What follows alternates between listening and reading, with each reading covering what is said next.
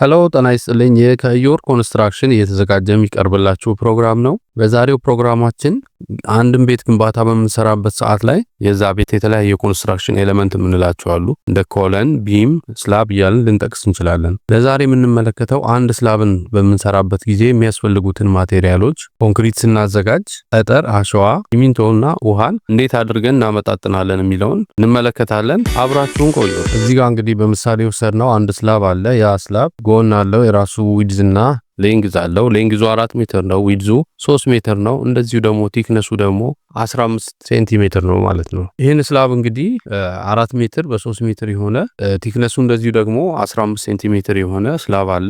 ለሱ ስላብ የሚያስፈልጉ ማቴሪያሎች አሉ።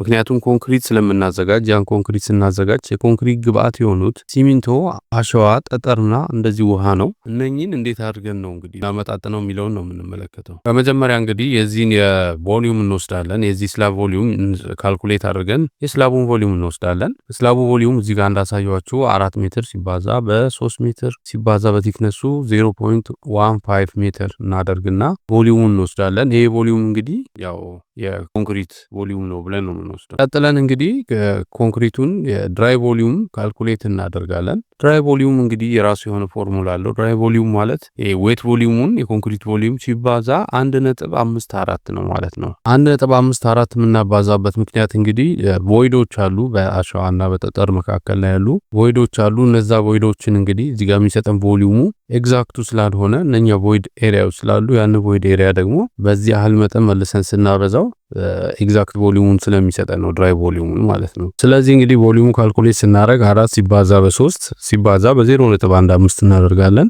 እሱ ደግሞ 1.8 ሜትር ኪዩብ ይመጣል ማለት ነው። ከዚያ ድራይ ቮሊዩሙን ስንፈልግ እንደዚሁ ይሄ 1.8 የመጣልንን በ1.54 እናበዛዋለን። እሱ ደግሞ ወደ 2.77 ሜትር ኪዩብ ይመጣል ማለት ነው ድራይ ቮሊዩማችን። እዚህ ጋር እንግዲህ ኮንክሪታችንን ስናዘጋጅ የምንሰራው የራሱ የሆነ የሬሾ አለን። ያን ሬሾ እንግዲህ የተጠቀምነው M25 በሚለው ነው። ስለዚህ M25 1:1:2 ነው። ስለዚህ 1:1:2 ሬሾ ስንወስድ ቶታል ሬሾ መጀመሪያ ካልኩሌት እናደርጋለን። 1 ሲደመር 1 ሲደመር 2 4 ይሆናል ቶታል ሬሾ ማለት ነው።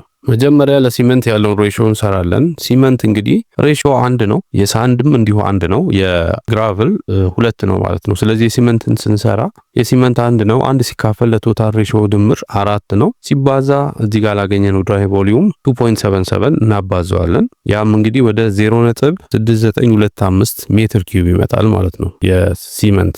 ቀጥለን የሳንድ እንመለከታለን። ሳንድ እንደዚሁ ሬሾ ተመሳሳይ ነው ከሲመንት ጋር በM25 ኬዝ ማለት ነው። ሬሾ M25 ኬዝ ስለወሰድን 1:1:2 ነው። ስለዚህ ሳንድን 1 እንወስዳለን። ቶታል ሬሾ 4 ነው። ሲባዛ በ2.77 ድራይ ቮሊዩም እናደርገዋለን። እሱም ልክ እንደዚሁ 0.6925 ሜትር ኪዩብ ይመጣል ማለት ነው። ቀጥለን የግራቭልን ነው የምንወስደው። ግራቭል እንግዲህ የራሱ 2 ነው ሬሾ እዚህ ያለው በM25 ኬዝ ላይ። ስለዚህ 2 ሲካፈል ለቶታል ሬሾ ድምር 4 ሲባዛ በ2.77 ቶታሊ እንግዲህ 1.385 ሜትር ኪዩብ ይመጣል ማለት ነው። ከዚህ ቀጥለን እንግዲህ ካልኩሌት የምናደርገው ምንድነው እዚህ ጋር ያገኘናቸው ሜትር ኪዩቦች በተለይ የሲመንትን በሜትር ኪዩብ ያገኘነው አለ 0.6925 ሜትር ኪዩብ ብለን እሱን ወደ ኪሎግራም እንቀይረዋለን። ያን ኪሎግራም ደግሞ ቀጥለን ወደ ባግ እንቀይራለን ማለት ነው። ስለዚህ አሁን የምናደርገው 0.6925 ሜትር ኪዩብን ሲባዛ 1440 ኪሎግራም ፐር ሜትር ኪዩብ እናደርጋለን። ምክንያቱም ይሄ 1440 ኪሎግራም ፐር ሜትር ኪዩብ ማለት የሲመንት ዴንሲቲ ነው ማለት ነው። ስለዚህ እሱን በምናበዛበት ሰዓት ላይ 997.2 ኪሎግራም ኦፍ ሲመንት ይመጣልናል ማለት ነው። እሱን እንግዲህ ደግሞ እንደዚሁ ወደ ባግ ለመቀየር ለ50 ነው የምናካፍለው። ለ50 በምናካፍልበት ጊዜ 19.94 ባግ ሲመንት ይመጣል ማለት ነው። ቀጥለን እንግዲህ የሳንድን እንሰራለን። የሳንድን እንደዚሁ እንግዲህ ቼክ በምናደርግበት ሰዓት ላይ ምንድነው የምናደርገው? የሳንድን ቅድም ካልኩሌት አድርገን ያመጣነው ሜትር ኪዩብ አለ። ሳንድ እንግዲህ ስንት አንጥተናል? 0.6925 ሜትር ኪዩብ አንጥተናል። እሱን እንግዲህ የምናደርገው ምንድነው በ1600 ኪሎግራም ፐር ሜትር ኪዩብ የሳንድ ዴንሲቲ ነው። በሱ እናበዛዋለን ወደ ኪሎግራም ለመቀየር። እሱም እንግዲህ 1108 ኪሎግራም ኦፍ ሳንድ ይመጣል ማለት ነው። ቀጥሎ እንግዲህ የግራቭልን ነው ቼክ የምናደርገው። የግራቭል ቮሊዩም መጥቶልናል። ቅድም የሰራነው 1.385 ሜትር ኪዩብ መጥቷል። ስለዚህ እሱን አሁን ወደ ኪሎግራም ለመቀየር ምንድነው የምናደርገው? ይሄንን 1.385 ሜትር ኪዩብ ይመጣልንን ሲባዛ በ1800 ኪሎ ግራም ፐር ሜትር ኪዩብ ያ ማለት የግራብል ዴንሲቲ ነው። በሱ እናበዛዋለን። እሱም እንግዲህ ወደ 2493 ኪሎ ግራም ይመጣልናል ማለት ነው። እንግዲህ እነኛውን እዚህ ጋር ያገኘናቸው ምንድናቸው? ሲመንት 19.94 ባግ መጥቶልናል። ሳንድ ወደ 1108 ኪሎ ግራም አግኝተናል። ግራብል ደግሞ እንደዚሁ ወደ 2493 ኪሎ ግራም አግኝተናል ማለት ነው። አሁን ደግሞ አስፈላጊ የሆነውን ውሃ ወይም ደግሞ እነኚህ ሚክስ ለማድረግ የሚያስፈልገንን ውሃ ቼክ አድርገን እሱን ካልኩሌት አድርገን ምን ያህል ሊትር ኦፍ ወተር ያስፈልገናል የሚለውን እናያለን። እንግዲህ ወተር ሲመንት ሬሾን ካልኩሌት በምናደርግበት ሰዓት ወተር ሲመንት ሬሾ እንግዲህ እዚህ ጋር እንደምናየው ወተር ሲመንት ሬሾ 0.55 ነው ብለን ነው የምንወስደው።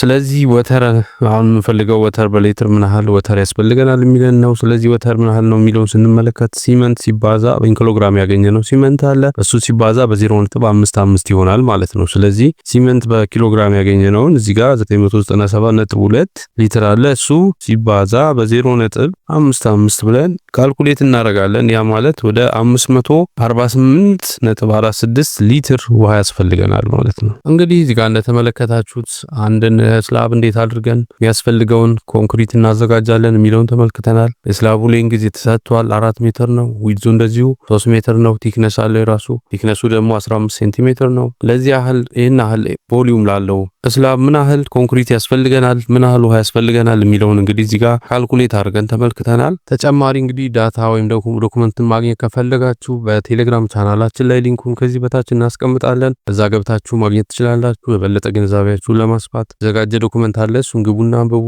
አብራችሁን ስለነበራችሁ እናመሰግናለን። ሰላም